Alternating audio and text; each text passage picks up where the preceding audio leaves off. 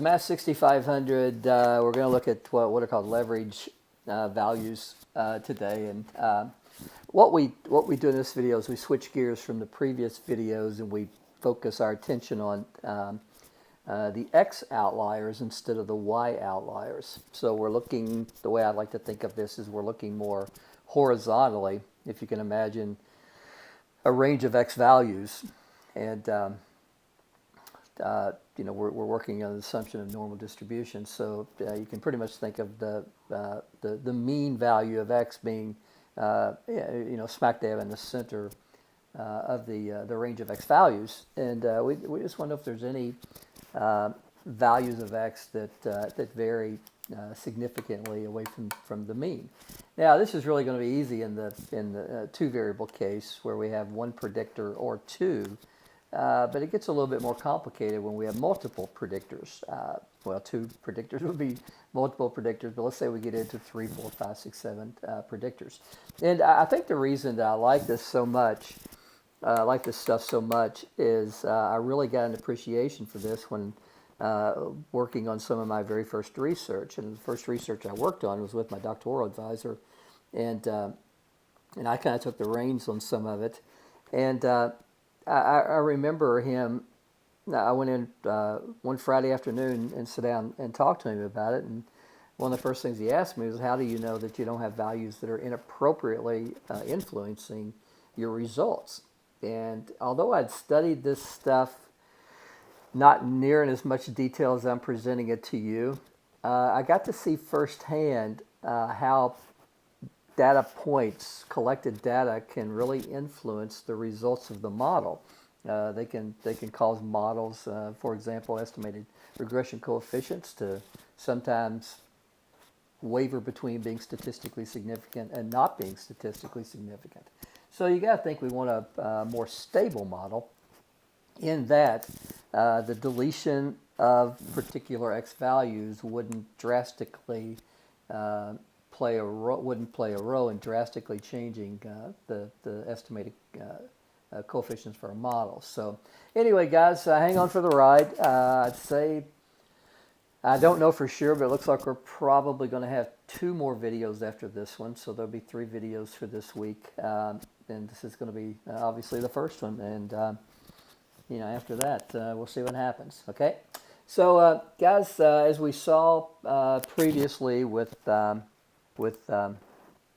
Y values, our hat matrix,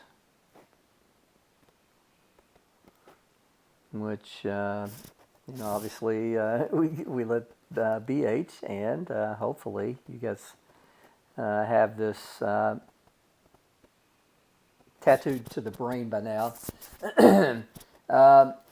And in the simplest form, our hat matrix turns observed Y's into fitted Y's or predicted Y's. But in the recent videos, we've seen that our hat matrix is very useful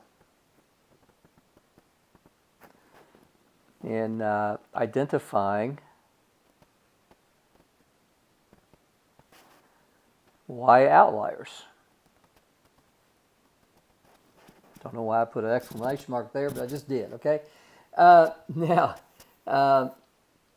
it's going to actually turn out that, now let me go back again, I like to review because it's helpful in identifying Y outliers because it was, our hat matrix played an important role in using the studentized deleted residuals to specifically identify these values that are Y outliers. So anyway, it turns out that hat matrix plays an important role, I should say specifically. The diagonal elements play an important role.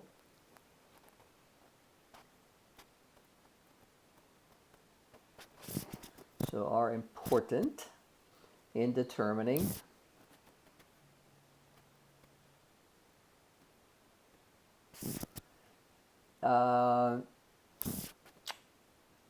whether or not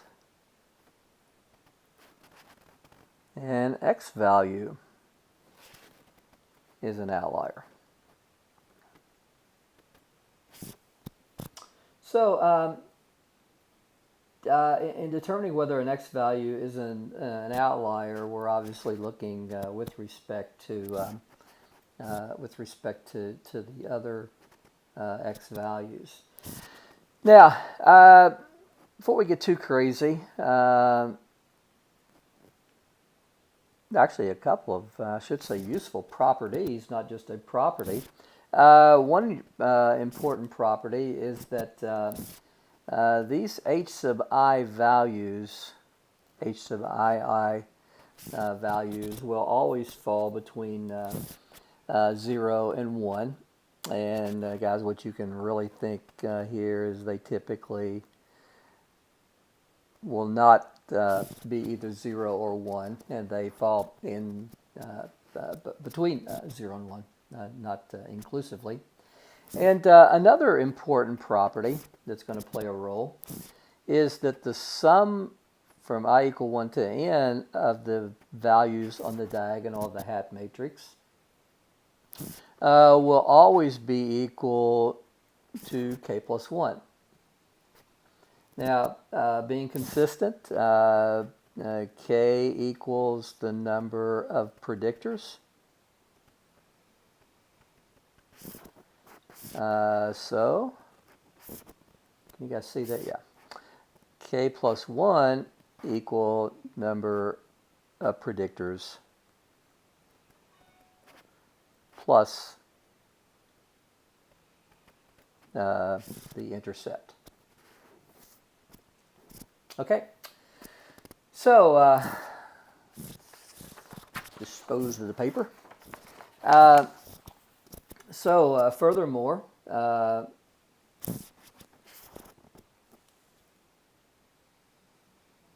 me get this thing down there at the top.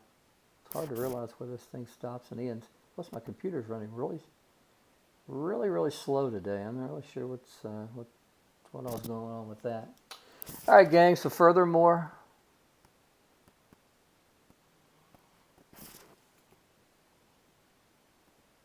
this is bugging me. Okay, there we go. Furthermore, we can show that the h sub I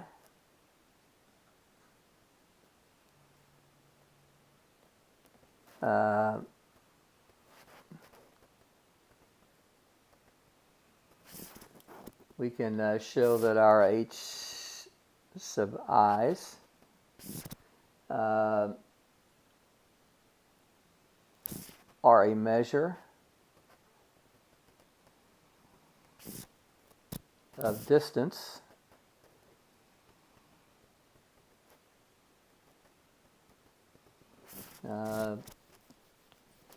between the x values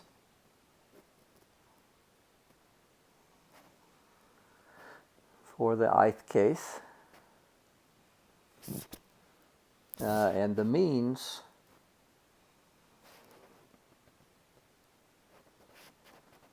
of the x values for all n cases. Now, I think I said that right. I was thinking it, and it just didn't come out. So furthermore, we can show that our h sub i's are a measure of distance. And let's put that in quotes because it's not the standard metric that we may think. Between the x values for the ith case and the means of the x values for all cases. So that's pretty good. So what we can say is a large h sub I, and I'll define what is a large h sub I here in just a second, for the ith case,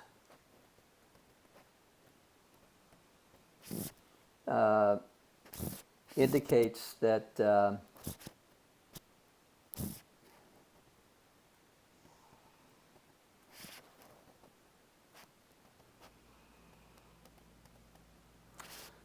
the x values are far away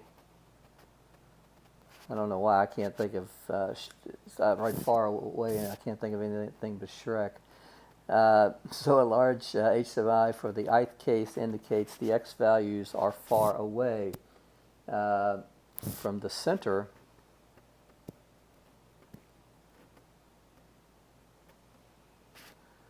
of all x values.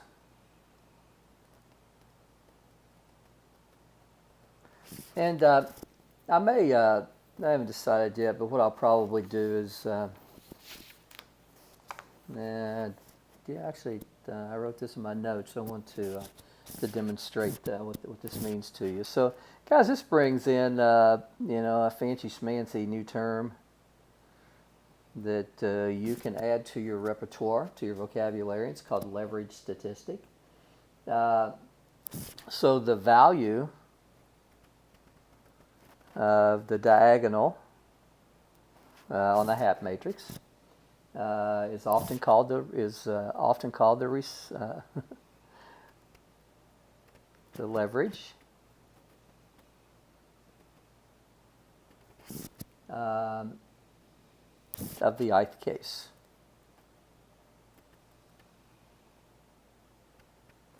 Okay. Now, I want to demonstrate this to you because I think it's important to do so. And what I did, I did my notes on this a couple of days ago, and I'm just now putting up the video. But we had some, so that's kind of why I'm stumbling a little bit, because I'm trying to remember just what the heck data set that I intend to use, but I see now. So guys, we had this data set from a couple of videos that we used. It's meaningless, but it's a small data set that allows us to enter the values into R quickly and run some visuals. So that's the reason we have it. It's also kind of a dangerous data set because it's so small that it really wouldn't allow us to be able to do much. Okay, so let's get into R. We'll enter this data in R and just kind of put all this stuff to work that hopefully we are now experts at, because you guys have seen it all of a matter of about 10 minutes now, so you should definitely be experts. All right, gang, let's put in our first values. So that's 14, 19, 12, and 11. And let's put in x2. And these are 25, 32, 22, and 15. And we're not going to use it, but we'll use lowercase y here. And we'll put 301. 327, 246, and 186. Sometimes I wonder, well, why don't you just go ahead and have this loaded into R before you start? Well, you don't do that in class. You don't go in and write the stuff on the board before class. You usually write it as you go. All right, gang. Now, first thing I'd like to do is to find the mean of x1, and I'm just going to call that mean x1 because I'm not that clever. And I'm going to call mean x2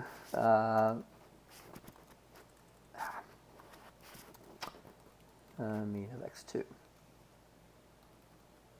I don't know if I'll need this later on or not, but it's 23.5. So what I'd like to do now is I'd like to just create a plot of x1, x2. Now notice I'm not doing a scatter plot of my standard x over or y plotted over x.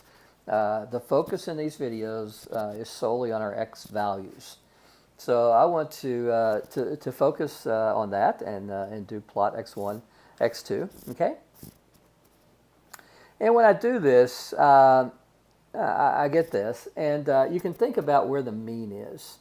The mean is at x1 for 14 and 23.5, which would be almost in the middle, up just a little bit. So guys, our mean is going to be about right there. Now, something that if it helps to do that at all, there's probably a way that I can add a point to that and call it something, but I don't want to spend the time doing that. We could always look that up and make it happen. But where I have the cursor or the mouse pointer, you can see would be very, very close to the mean of x1 comma x2. Okay, so x bar mean comma x bar mean 2. Okay, so right there. So we can see that this point right here, 14 comma 25, which would be h11, should have the lowest leverage. And then this point right here, which is 12, 22, compared to this point that I have the pointer, the mouse pointer, should give us the second leverage. So guys, second lowest leverage, my bad. So what we're expecting here when we actually run our hat matrix, and we've done that before, but I don't want to go back into old videos and look at that. We'll just create it again because it's so easy to do. We're expecting our first and third h sub ii's, the diagonals in the hat matrix, to be the smallest. Now keep in mind those h sub ii's don't represent. We can't use the distance formula and consider that our metric. It's not. It's another measure of distance, but not in the standard metric that we're used to using the distance formula. But this is, again, a higher value, a higher magnitude represents further away. So we're probably just eyeballing it. I'm expecting this point right here, which is our point number 2, to probably have the highest h sub ii because it looks like it's the furthest away. All right, so we're going to get into this a little fancier just in a second, but this is what I want to accomplish here. So, guys, let's create our hat matrix. So, the beauty of creating the hat matrix is it's all a function of x. So, if I can just let's go ahead and do this. I know this drives some of you crazy. All right, cool. But let's go ahead and create our one. So the beauty of the hat matrix for identifying x values, x outliers, is it requires us only to look at the x values. So these y values up here are pretty irrelevant. So gang, I'm going to, let's create our design matrix first. We want ones, and then we want x1, x2. And in row is going to be equal to 4, and in column is going to be equal to 3. And by row equals false. All right? Yeah. Now, we can do our x, and I always like to see it, our design matrix, just to make sure. So again, our hat matrix is going to be really, really easy to create now. It's just x times the inverse, the transpose of x, times x, times the transpose of x. So guys, there is our hat matrix. Now we can create the diagonals of the hat by just creating diagonal h. And we can see that there are the diagonals. Now, if, for example, we needed to see these, we can eyeball these. It's not a major deal because we only have 4. But, if we had, say, 100 cases, then clearly we'd have a tougher eyeball on this. So looking at this, we expected that the smallest leverage values would be from 1 and 3, and 0.38 and 0.66 are the 2 smallest. And we looked at it and we considered that 2 and 4 would be the largest, and of course they are. Now another thing that I wanted you to see is that the sum of the h sub i's, so I can go sum of the diagonals on h is equal to 3, which is exactly our k plus 1. We have two predictors, x1 and x2, so 2 plus 1 is 3. I'm really sure that you're probably glad that I solidified that 2 plus 1 is equal to 3. So guys, notice that our focus has been on the x values, and that these values on our diagonal, these h sub ii's, as I like to call them, represent a distance from the means of our x values over the in cases. Now let's jump out of this, and guys, I got shirt problems, and go back to the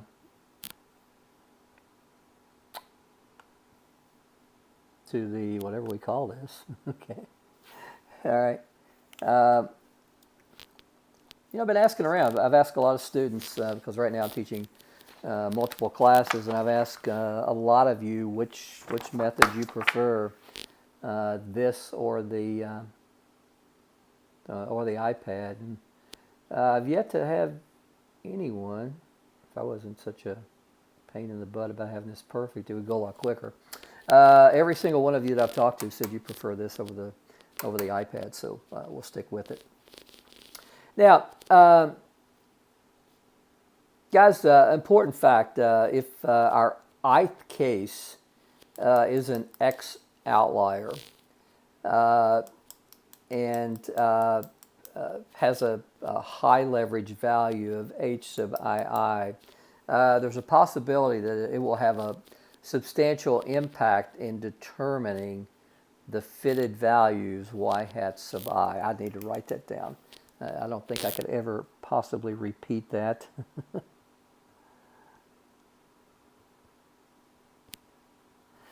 But I'll try my best.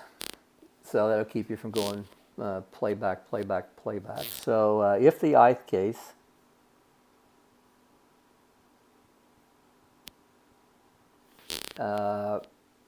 is a y outlier,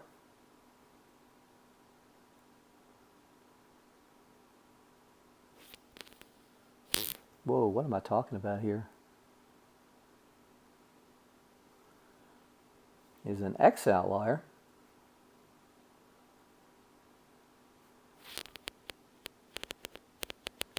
and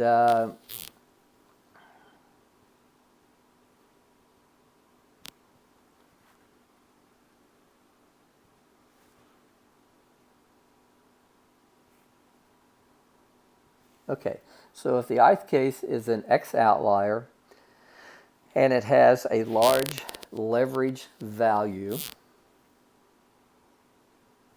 then it has a substantial effect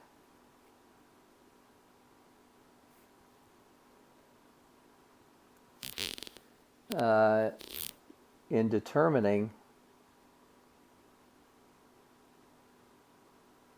the fitted values.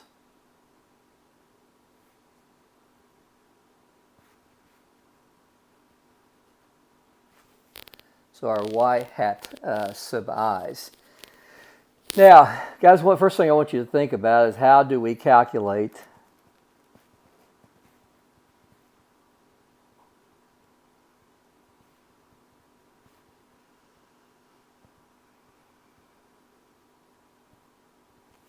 our y hat sub i's? Well, one way that we can do that, and I hope you know that by now,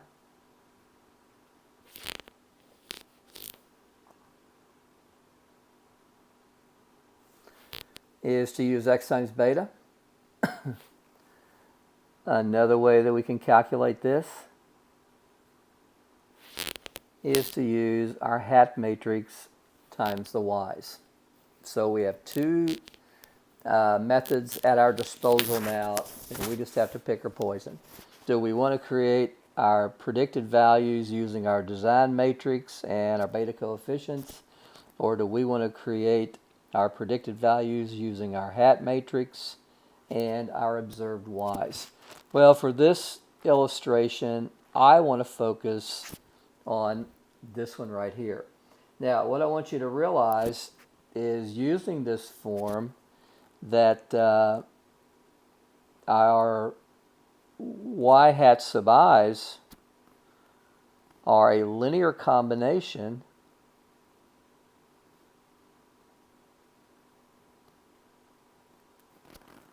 of our diagonal elements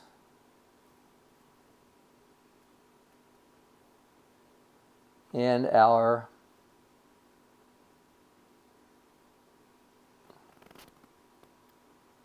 observed y's. So guys, if we can think of this hi sub I as kind of being a weight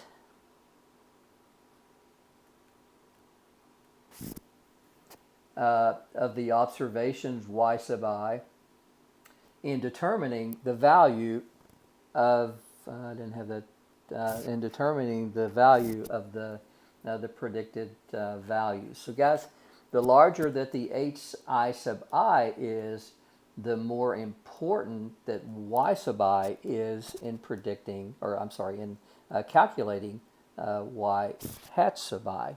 And that just should make sense. I mean, if we're down here predicting a value, and we have 0.94 times 2 plus 0.73 times 2, well, which one of these has the most weight in calculating that value? Well, clearly the one with the highest weight of 0.94.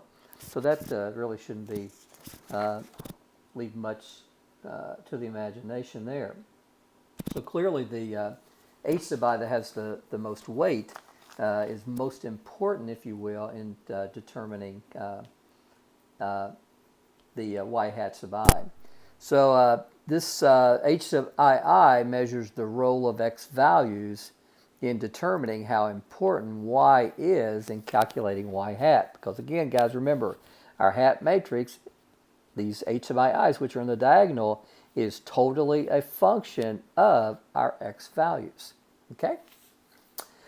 Now, second thing I want you to be aware of is, so let's put this as important fact number 2. We saw earlier in a video that the variance of a particular error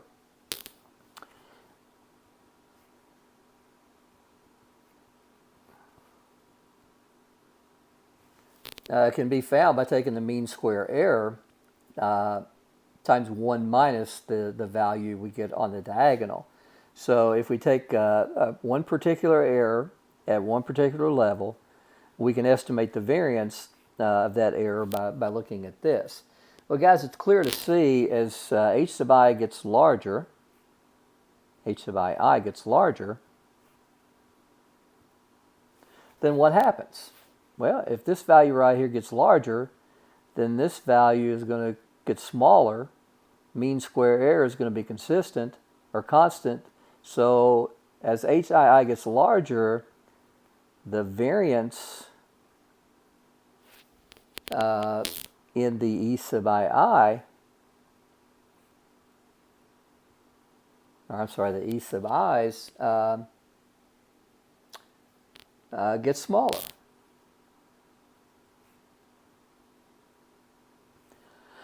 What this tells us is the larger the h sub I, the closer that y sub I is to the predicted value. It's less variance, so it has to be closer. Now, guys, in the extreme case,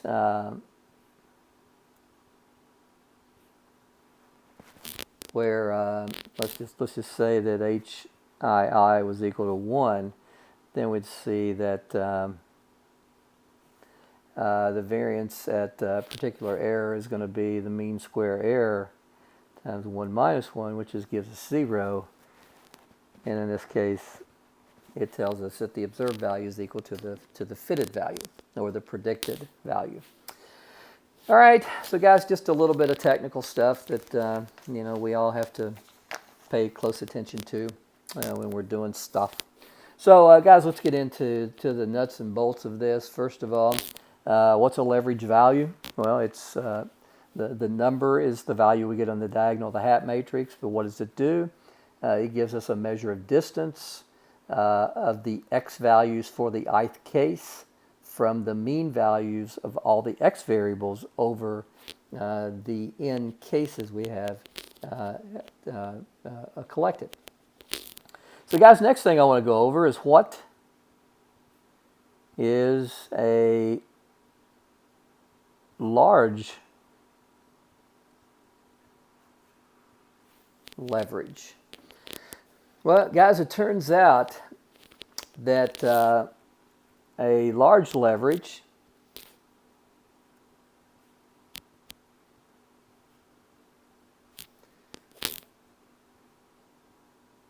is defined in terms of its relationship to the mean of the leverages. Now, so if a particular value on the diagonal is greater than or equal, and actually I usually think of it being greater here, twice the mean, and guys, the mean clearly is just what? It's going to be the sum of the HII's. I equals, well, it's just going to be over the from I equal 1 to k plus 1 over n. Though we know that from earlier that the sum of the h sub i's will be the number of predictors plus 1, the number of predictors including the intercept divided by n. So guys, this tells us if h sub I is greater than or equal to 2 times k plus 1 over n, then we can say this is a high leverage value.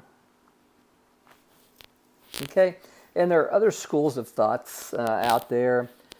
A lot of people feel that you can just look at the leverage and not really compare it to the mean of all the diagonals. Some people say, and I remember this from many moons ago, some say that if h sub I is greater than 0.5, then we have a very high leverage.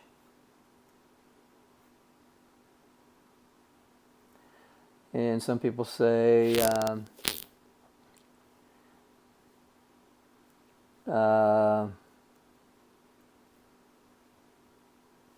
if we have a diagonal element between 0.2 and 0.5, then we have a moderate leverage. Guys, these right here, these raised red flags, that would always be something that you want to examine the model with its existence and without its existence. This right here is just something, kind of how much time do you have? But guys, if we get a very high leverage value, it's something that we definitely want to examine. Now guys, something to keep in mind, these procedures don't always work. So when do they not work?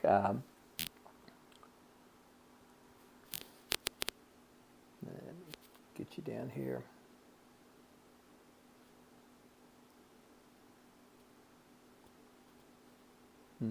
Computer's running really slow. All right. This procedure doesn't work with small samples.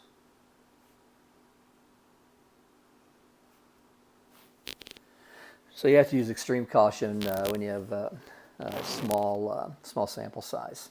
And just think about it.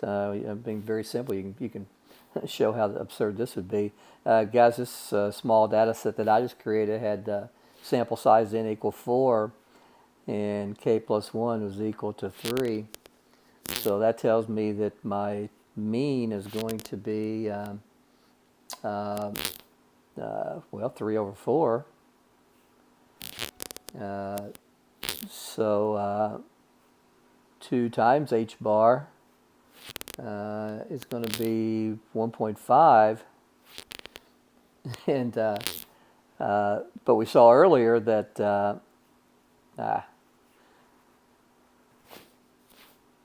that our h sub i's had to be between 0 and 1,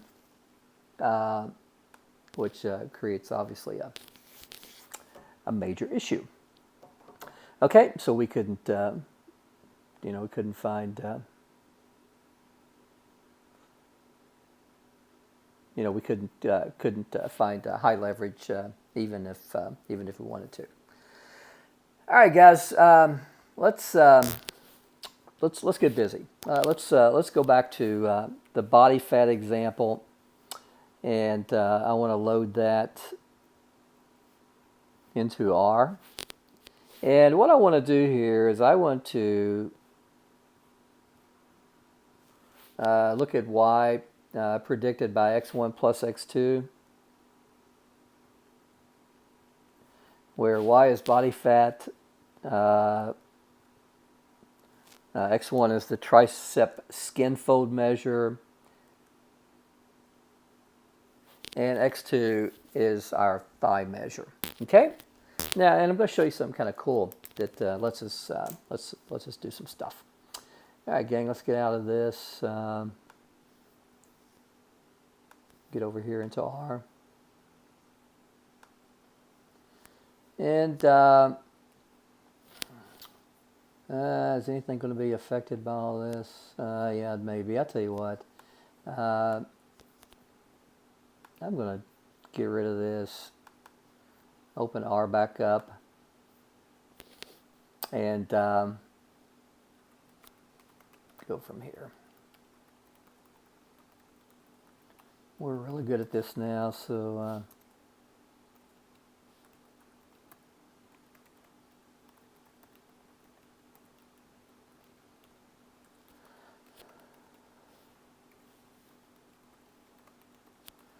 all right, gang, so there we go. We've got subject tricep, thigh, mid-arm, and body fat. So I'm really not going to use the mid-arm measurement.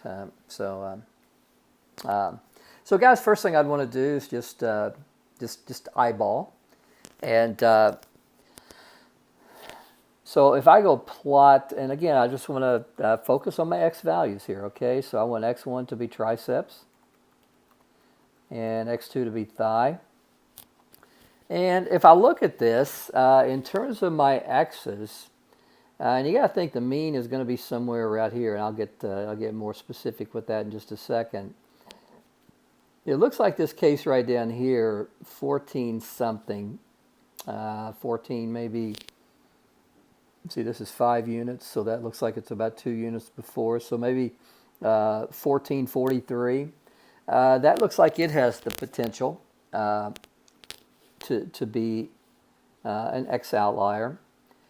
And then over here we get a situation with this value right here, because and that could be clearly multicollinearity, because if you look within this level of this case right here, these look to have similar tricep measure, and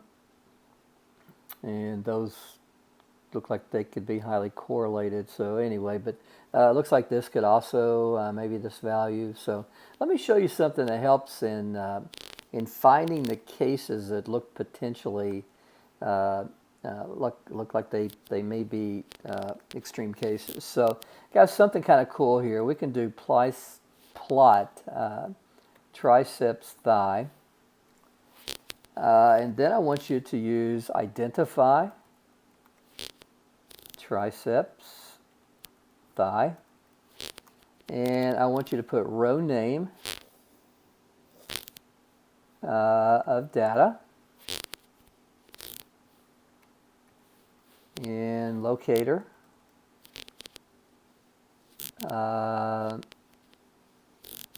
Let's see, I think type equals L.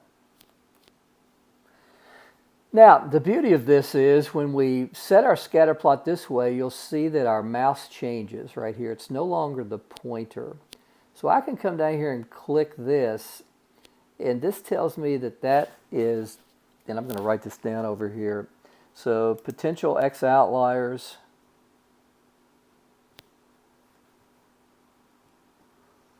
Looks like case 15.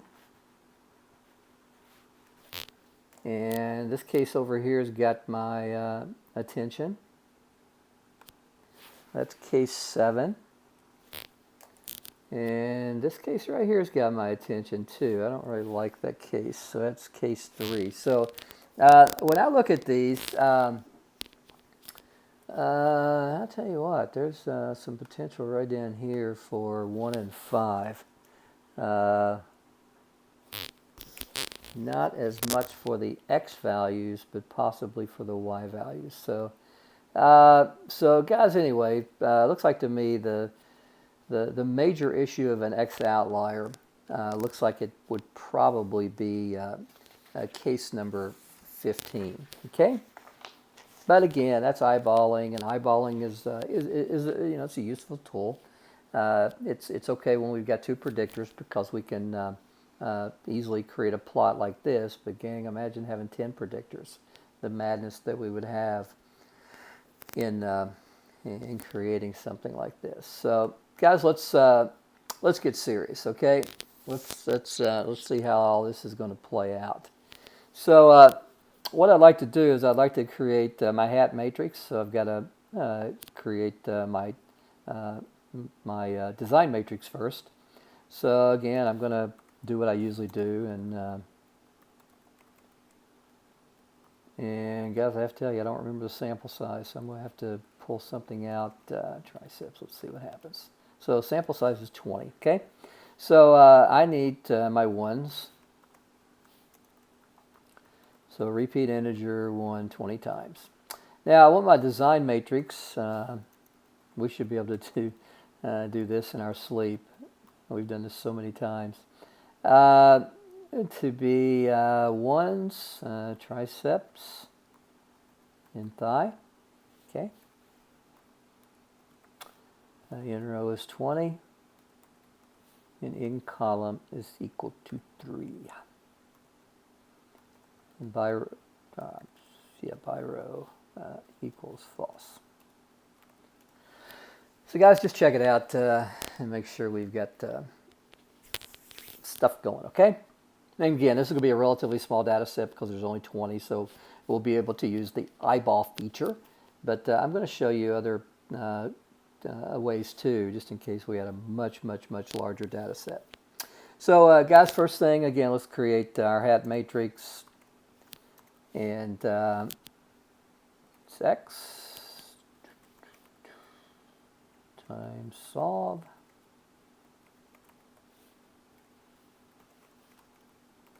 times X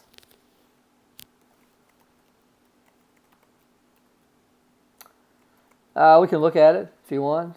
It's huge, but really for the sake of identifying X outliers, the only thing I care about 0.20, 0.058, 0.37, and so on and so forth. So guys, I can pull those out as my HIIs,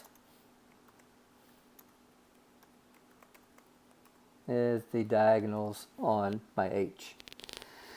Now, first thing I'd like to do is I'd like to find the mean of these, and the mean is 0.15. So 2 times the mean, that's obviously going to be 0.30. So I'd also like to pull out the largest ones. And it looks like the largest values for HII, it looks like this one seems to create the most issue. The 0.333's got my attention. The rest of this stuff is kind of clustered. 0.24, 8 might examine. But anyway, gang, what I'd like to do now is I'd like to create a new data frame. I'd like to see all this stuff. Okay, so I want my triceps. my thigh. I'm going to throw in the Y, and I want the HIIs. Yeah. Now again, I've got focus on this 0.33 and 0.37. Those are the ones that I want to take a look at and see what cases those were. So guys, when I eyeball down through here, the 0.37, turns out it's the third case, which I identified as a possible issue. And the 15th case, which to me, I would have thought it would have had the biggest leverage. But nevertheless, we can go back.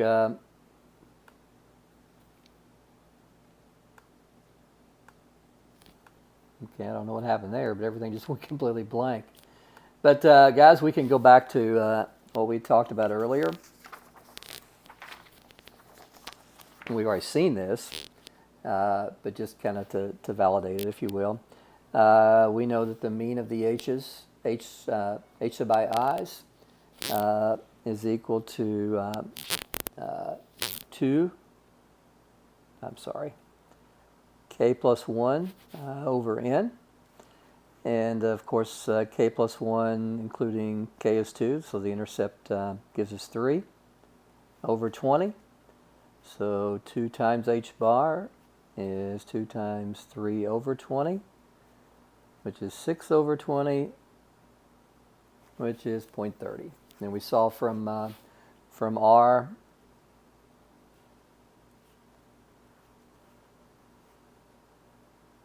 that H bar is 0.15, so 0.15 times 2 is 0.30. So guys, H sub 33 is 0.372. H sub 15 was 0.33, I think. Let me go back and check that out. 0.372, yeah, cool.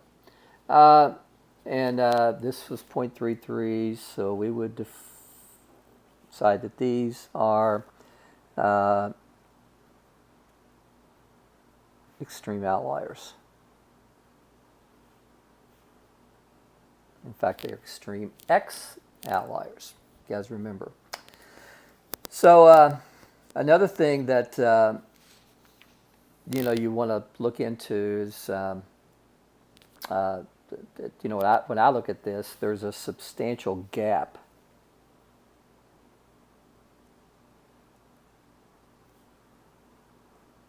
And I pointed this out a while ago, between these two and the others. In fact, I guarantee if you did a 10% trim mean that you'd probably see a significant difference in the mean. So, guys, another thing that we could always take a look at is we could do a box plot. I don't know what's going to happen here. Okay, why is that? Display, interesting. I have no idea why that happened. Maybe it was because there was something already open. I learned something new about, okay, so it's giving us a box plot, but it doesn't want to show it to us. Well, that's fun. All right, there it is, okay. So, kind of as we would have expected, these two values seem to be separated from the central focus of the other diagonal elements. So, yeah. So, guys, there's something going on with these two cases right here.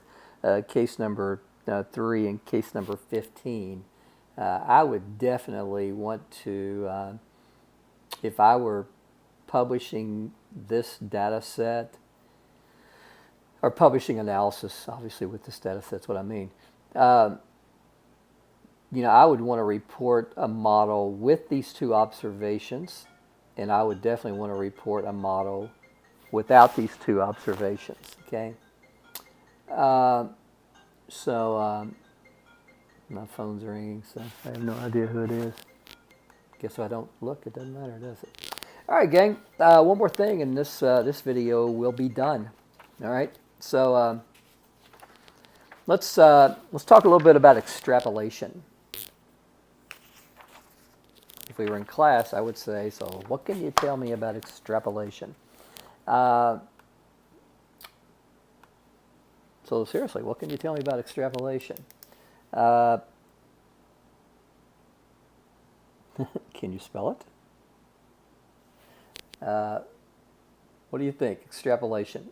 Guys, what I think about extrapolation, this is when a y value is estimated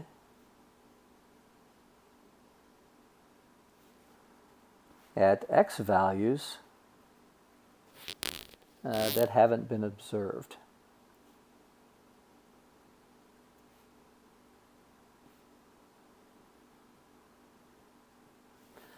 Okay, so let's say this is something I do in my Math 1500 classes quite a bit. Let's say that we want to take 4-arm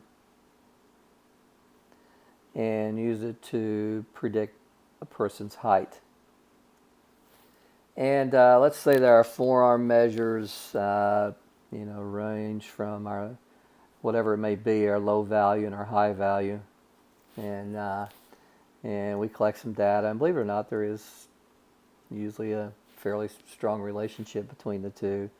So we create a model. Well, we know the nature of linear models is the domain goes from negative infinity to positive infinity. Well, what happens if we want to use this model to predict a new value? Can we go up here and insert that into our model and come over here and get the predicted value for the new observation? Well, not if you want to do it right. So, guys, if we only focus on 2 predictors, then it's easy to eyeball extrapolation.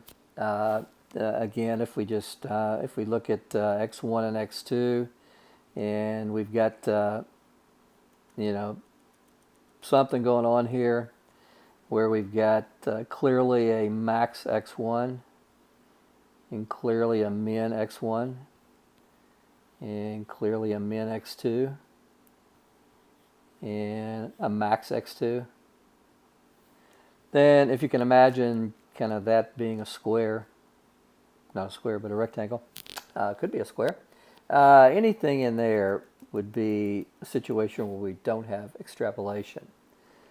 But what if we chose something out here and both outside the bound of x1 and x2?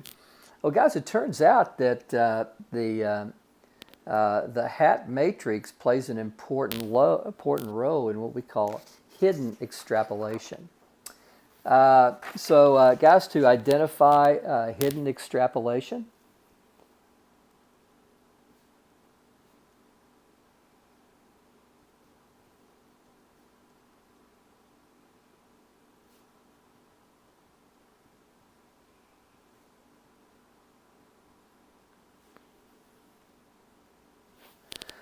how to identify hidden extrapolation? We can take our vector, and let's call this x new, and we have a new value for x sub I.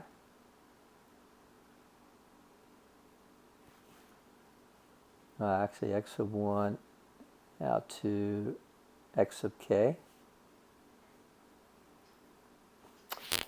And it turns out that this h sub nu can be calculated by taking x transpose nu times the traditional x transpose x inverse that we're used to times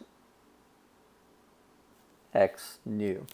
Now, guys, what I'd like to do is I'd like to go back and look at the tricep thigh for body fat, and I want to choose something that I know is going to be outside the bounds.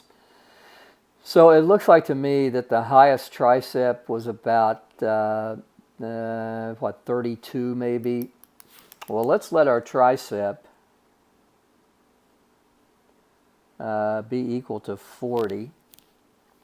And it looks like our thigh measure ranges anywhere from about 42 to about 60.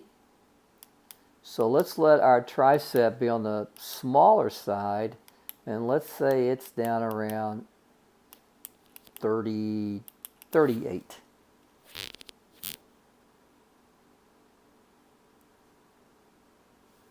Okay?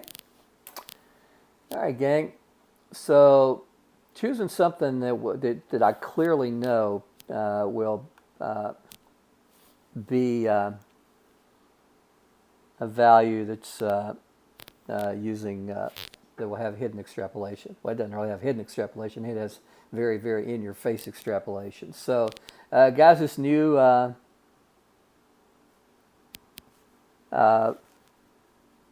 you know what? I got that wrong. Scratch that. That's totally wrong. X new should be a column vector. So, guys, what should happen here is we should have 40, 38.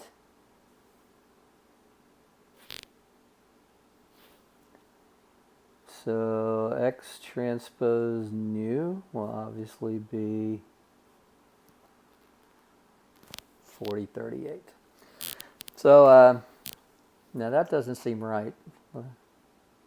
Okay, let me think that through. Okay, so I want X nu in this case to be the matrix C of 40, 38.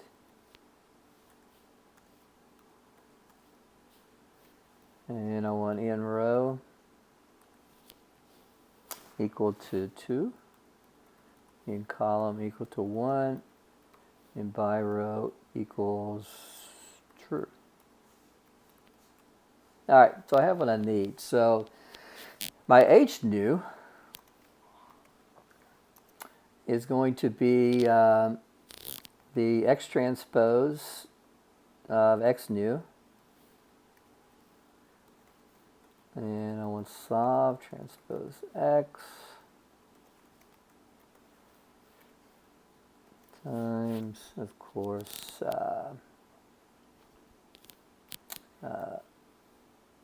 X nu. All right, this isn't, I didn't think that was right. Yep.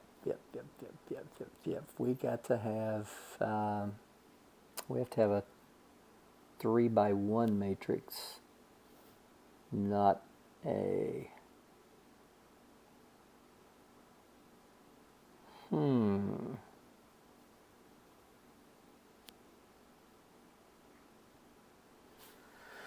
well,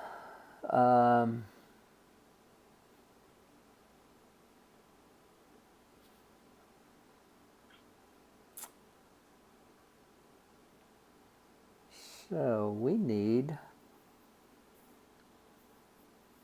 a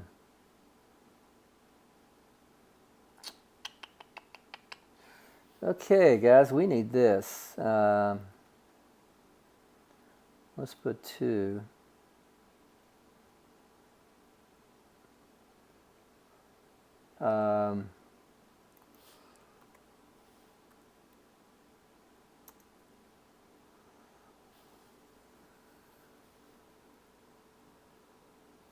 Okay, we're going to have this. My bad. I needed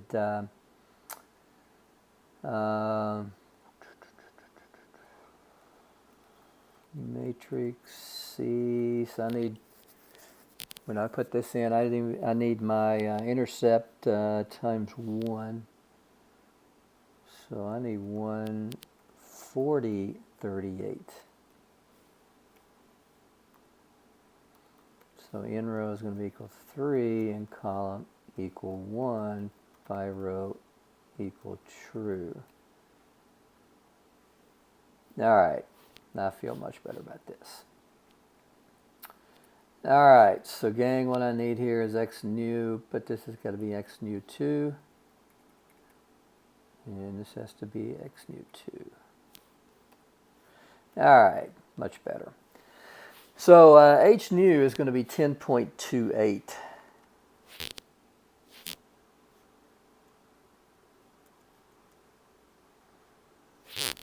Now, it turns out that, let me go back over. It turns out that if you take the minimum h sub ii and the maximum h sub ii, if this value falls in there, in this range, then there's no extrapolation. Well, clearly 10.28 doesn't, because all of our values have to be between 0 and 1. Clearly 10.28 is not. So we clearly have extrapolation with this value. All right, guys, sorry for the confusion. I just kind of lost my mind there. So edit x new would be equal to 1, 40, 38. Because I did that in my head before I ever got over to R. I knew it wasn't right. I don't know why I went ahead with it, because it was clear that we had 3 columns in the design matrix, so we had to have something with 3 rows. But I lost my mind and went crazy, and would tell you first mistake ever, but you guys aren't going to believe that stuff, are you? You've been with me too long. All right, gang, that's all I got. Have a good one.